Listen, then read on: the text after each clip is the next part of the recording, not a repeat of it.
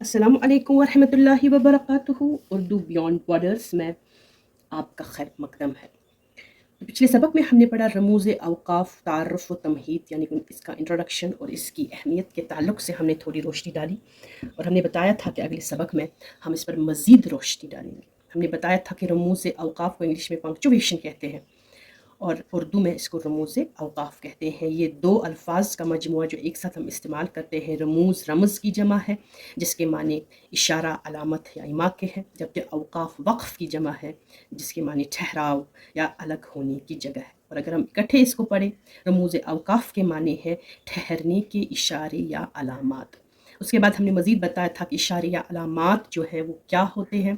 हमने यहाँ पे निशानियाँ दी थी जिनकी अलग से कुछ अहमियत नहीं है, लेकिन जब हम यही निशानियाँ जो हैं, यही निशानात जो हैं तहरीर में इस्तेमाल करते हैं तो इनके भी एक माने हो जाते हैं, इनकी भी एक अहमियत होती है तहरीर में इस्तेमाल करने की।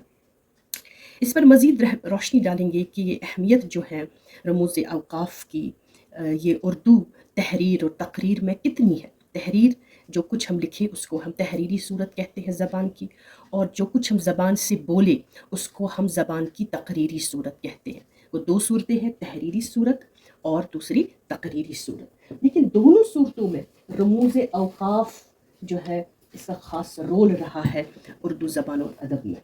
इसीलिए कवायद में या ग्रामर में हम रमूज़ अवकाफ़ को कवायद की रीढ़ की हड्डी कहते हैं, क्योंकि तहरीरी पहलू में चाहे हम लिखें कुछ या तकरीरी पहलू में चाहे हम बोले कुछ, इन दोनों में रमूज़ अवकाफ़ की एक ख़ास अहमियत है।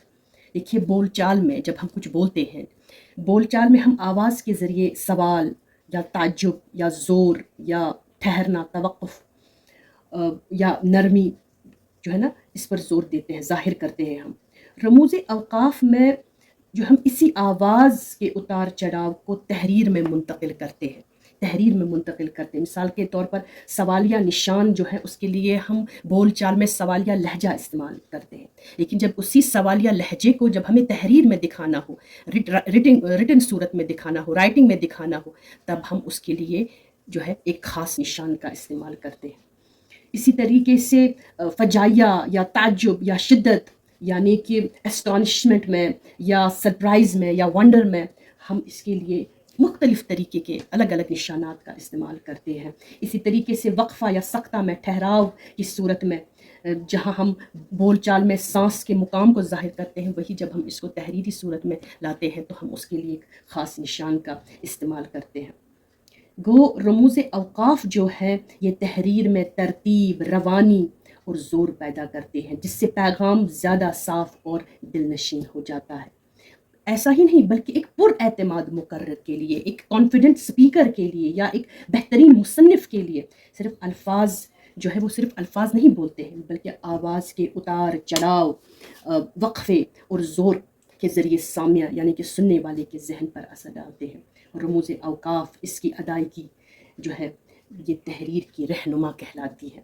इसीलिए जब हम कहते हैं एक कॉन्फिडेंट स्पीकर, लेकिन एक कॉन्फिडेंट स्पीकर में हम क्या देखते हैं, उसका एक्सप्रेशन, उसका इजहार, उसका वो जो रोबोटिक पन नहीं है उसकी तहरीर में नहीं होता, उसका जो बोलने का अंदाज़ होता है वो फ्लैट नहीं होता है, वो एक्सप्रेसिव होता है, क्योंकि वो ज़बान के इस उतार चढ़ाव से मुकम्मल तौर पर वाकिफ़ होते हैं। और ये उतार चढ़ाव पैदा होता है रमूज़ अवकाफ़ के सही इस्तेमाल से।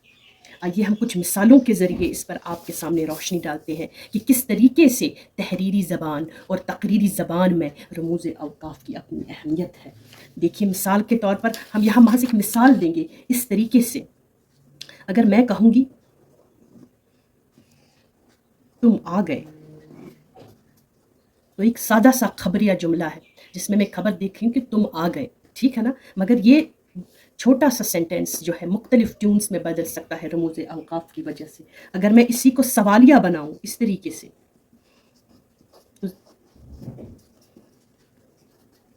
तो ट्यून भी बदल जाएगा। तुम आ गए, यहाँ पे तुम आ गए, तुम आ गए।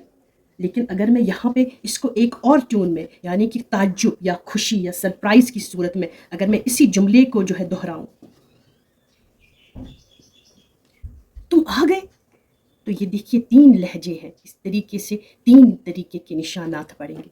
इसी तरीके से ऐसे बहुत सारे जो है जुमले हैं, बहुत सारे जुमले हैं जो है रमूज़ अवकाफ़ के निशानात की तब्दीली से उनका ट्यून भी बदल जाता है। और इसका ज़्यादातर इस्तेमाल हम मुख्तलिफ़ शॉर्ट स्टोरीज़ फ़िक्शन में करते हैं, जहाँ हमें दिखाना होता है एक्सप्रेशंस मुख्तलिफ़ तरीके के, वहाँ रमूज़ अवकाफ़ की एक ख़ास अहमियत बनती है।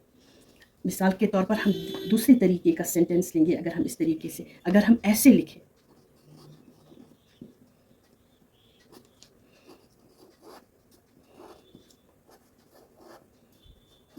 चलो के बाद मैंने वक्फ़ा डाला है, मुख्तसर सा वक्फ़ा, चलो खाना खाए। अब देखिए इसमें लहजे की नरमी आपको दिखती है, मगर अगर मैं यही वक्फ़ा जो है ये उठा लूँ, वक्फ़ा ना रखूँ, अब देखिए इसमें एक जल्दपन पैदा होगा।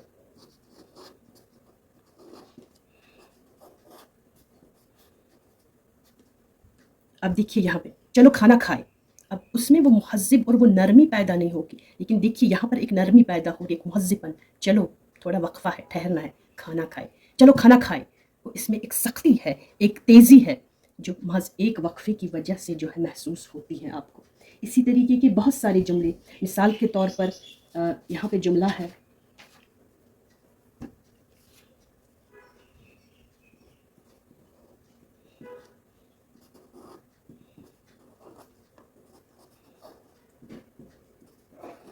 देखिए एक महज एक जुमला, आप किसी को मुअद्दब यानी कि अदब से कह सकते हैं, आप यहाँ बैठ जाइए, एक मुअद्दबाने लहजे के तौर पर, मगर यही जो है बदल सकता है महज रमूज़ अवकाफ़ के इस्तेमाल से। एक मुअद्दबाना दरख्वास्त है, आप यहाँ बैठ जाइए, मगर अगर इसका ट्यून बदलना हो तो आप इस तरीके से भी कह सकते हैं,